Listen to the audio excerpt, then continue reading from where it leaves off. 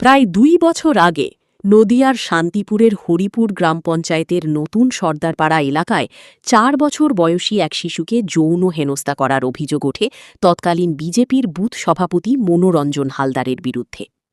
শান্তিপুর থানায় পক্সো আইনে মামলা দায়ের হওয়ার পর পুলিশ তাকে গ্রেপ্তার করে এবং তিনি বর্তমানে জেল হেফাজতে রয়েছেন। রাজনৈতিক পট পরিবর্তনের পর বর্তমান বিজেপির বুথ সভাপতি সুধীর দাস এবং তার দলবলের বিরুদ্ধে ভুক্তভোগী পরিবারকে মামলা তুলে নেওয়ার জন্য চাপ দেওয়ার অভিযোগ উঠেছে। হুমকির ধরন: অভিযোগ অনুযায়ী মামলা না তুললে গোটা বাড়ি আগুনে পুড়িয়ে দেওয়ার এবং পরিবারের সদস্যদের প্রাণে মেরে ফেলার হুমকি দেওয়া হয়েছে। পরিবারের অবস্থা: ভুক্তভোগী পরিবারটি অত্যন্ত সাধারণ ও দরিদ্র। গৃহকর্তা ধানের কলের দিনমজুর।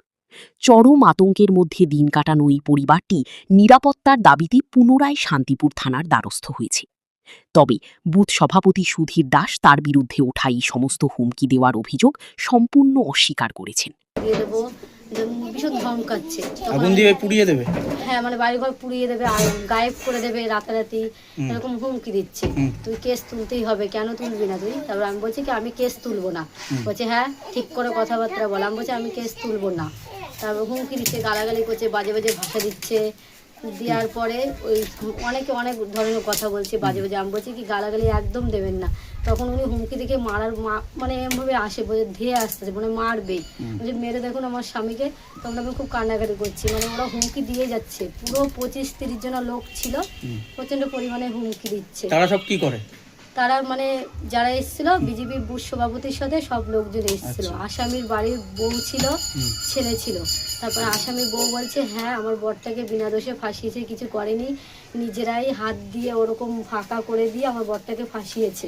আমি বলছি দেখুন আমার মেয়েরা এখনো বাথরুম করতে গেলে জায়গাটা দেখলে। বয়স কত আপনার মেয়ের? আমার মেয়ের মানে 2 বছর পূর্ণ হয়েছিল তখন ঘটনা হয়েছে, 3 বছরে। এখন বয়স 4 বছর পূর্ণ হয়ে 5-এ পা দিয়েছে। কতদিন আগের ঘটনা এটা? এটা মানে কাগজ আছে। আনুমানিক কতদিন আগে, কত বছর হবে?